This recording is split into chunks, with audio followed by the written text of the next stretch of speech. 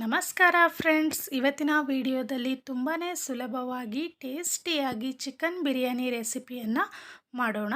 ತುಂಬ ರುಚಿಯಾಗಿರುತ್ತೆ. ನೀವೊಂದು ಬಾರಿ ಟ್ರೈ ಮಾಡಿ ಇದೇ ರೀತಿಯೇ ಮಾಡ್ತೀರಾ.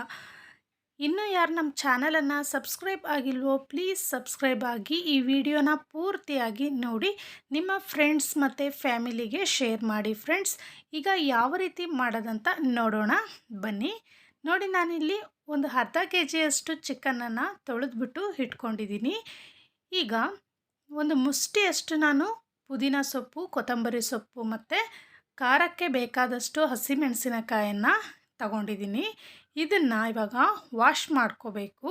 ನೋಡಿ, ಇದನ್ನು ಚೆನ್ನಾಗಿ ತೊಳ್ಕೊಂಡ್ಬಿಟ್ಟು ಈಗ ಒಂದು ಜಾರಿಗೆ ಹಾಕ್ಕೊಂಡ್ಬಿಟ್ಟು ಇದನ್ನು ನಾವು ಸ್ವಲ್ಪ ತರಿಯಾಗಿ ರುಬ್ಕೋಬೇಕು. ತುಂಬ ತರಿ ಬೇಡ, ಸ್ವಲ್ಪ ತರಿಯಾಗಿದ್ದರೆ ಸಾಕು ಫ್ರೆಂಡ್ಸ್. ನೋಡಿ, ಈ ರೀತಿ ಇದ್ದರೆ ಸಾಕು.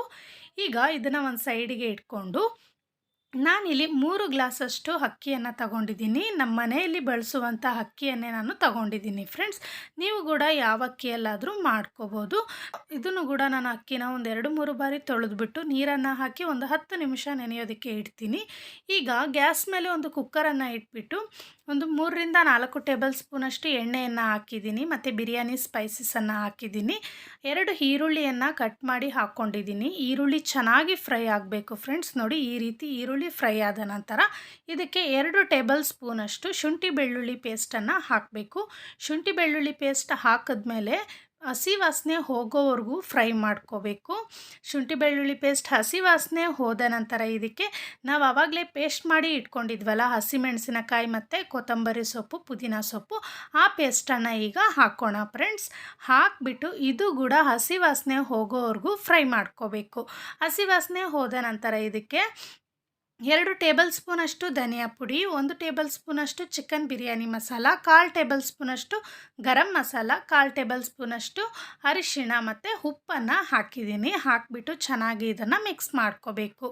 ಈ ರೀತಿ ಮಿಕ್ಸ್ ಆದ ನಂತರ ಇದಕ್ಕೆ ನಾನು 3 ಟೊಮೆಟೊ ಹಣ್ಣನ್ನು ಕಟ್ ಮಾಡಿ ಇಟ್ಕೊಂಡಿದ್ದೆ, ಅದನ್ನು ಹಾಕ್ತಾಯಿದ್ದೀನಿ. ನಾನಿಲ್ಲಿ ಸಣ್ಣ ಟೊಮೆಟೊ 3 ಟೊಮೆಟೊ ಹಣ್ಣನ್ನು ತಗೊಂಡಿದ್ದೀನಿ. ದೊಡ್ಡದಾದರೆ 2 ಟೊಮೆಟೊ ಹಣ್ಣನ್ನು ತಗೊಳ್ಳಿ ಫ್ರೆಂಡ್ಸ್. ನೋಡಿ, ಈಗ ಟೊಮೆಟೊ ಹಣ್ಣು ಕೂಡ ಮಿಕ್ಸ್ ಮಾಡಿಕೊಂಡು ಒಂದು ಬಾರಿ ಸಾಫ್ಟ್ ಆಗೋದಕ್ಕೆ ಬಿಡಬೇಕು. ಈಗ ನೋಡಿ ಫ್ರೆಂಡ್ಸ್, ನಾನು ಒಂದು 2 ನಿಮಿಷ ಬಿಟ್ಟಿದ್ದೆ. ಈಗ ಟೊಮೆಟೊ ಹಣ್ಣು ಸಾಫ್ಟ್ ಆಗಿದೆ. ಈ ಟೈಮಲ್ಲಿ ನಾವು ಇದಕ್ಕೆ ಚಿಕನನ್ನು ಹಾಕಬೇಕು. ಚಿಕನನ್ನು ಹಾಕಿಬಿಟ್ಟು ಮತ್ತೆ ಒಂದು ಬಾರಿ ಇದನ್ನು ಚೆನ್ನಾಗಿ ನಾವು ಮಿಕ್ಸ್ ಮಾಡ್ಕೋಬೇಕು. ಚಿಕನಿಗೆ ಮಸಾಲ ಚೆನ್ನಾಗಿ ಹತ್ತಬೇಕು ಫ್ರೆಂಡ್ಸ್. ಹಾಗಾಗಿ ಚೆನ್ನಾಗಿ ಮಿಕ್ಸ್ ಮಾಡ್ಕೊಂಡು ಆದಮೇಲೆ ಒಂದು ಪ್ಲೇಟನ್ನು ಮುಚ್ಚಿಬಿಟ್ಟು ಒಂದು 5 ನಿಮಿಷ ನಾವು ಕುದಿಯೋದಕ್ಕೆ ಬಿಡಬೇಕು. 5 ನಿಮಿಷ ಆದಮೇಲೆ ಪ್ಲೇಟನ್ನು ತೆಗೆದು ತೋರಿಸ್ತೀನಿ. ನೋಡಿ, ಎಣ್ಣೆ ಪೂರ್ತಿಯಾಗಿ ಸಪ್ರೇಟ್ ಆಗಿದೆ ಮತ್ತು ಚಿಕನ್ನು ನೀರು ಕೂಡ ಬಿಟ್ಕೊಂಡಿದೆ ಫ್ರೆಂಡ್ಸ್. ಈಗ ನಾನು ಇದಕ್ಕೆ ಒಂದು 1/4 ಬೌಲಷ್ಟು ಮೊಸರನ್ನು ಹಾಕ್ತಾಯಿದ್ದೀನಿ. ಮೊಸರು ಹಾಕೋದ್ರಿಂದ ತುಂಬಾ ರುಚಿಯಾಗಿ ಬರುತ್ತೆ ಮತ್ತು ಚಿಕನ್ ಕೂಡ ತುಂಬ ಸಾಫ್ಟ್ ಆಗುತ್ತೆ ಫ್ರೆಂಡ್ಸ್. ಹಾಗಾಗಿ ಸ್ವಲ್ಪ ಮೊಸರನ್ನು ಹಾಕ್ಕೊಳ್ಳಿ. ಹಾಕ್ಕೊಂಡ್ಬಿಟ್ಟು ಮತ್ತೆ ಒಂದು ಬಾರಿ ಚೆನ್ನಾಗಿ ಇದನ್ನು ಮಿಕ್ಸ್ ಮಾಡ್ಕೊಳ್ಳಿ. ಮಿಕ್ಸ್ ಮಾಡ್ಕೊಂಡು ಆದಮೇಲೆ ಇದಕ್ಕೆ ನೀರನ್ನು ಹಾಕಬೇಕು. ನಾನಿಲ್ಲಿ 3 ಗ್ಲಾಸಷ್ಟು ಅಕ್ಕಿಯನ್ನು ತಗೊಂಡಿದ್ದೀನಲ್ಲ, ಅದಕ್ಕೆ 5.5 ಗ್ಲಾಸಷ್ಟು ನೀರನ್ನು ಹಾಕ್ತಿದ್ದೀನಿ.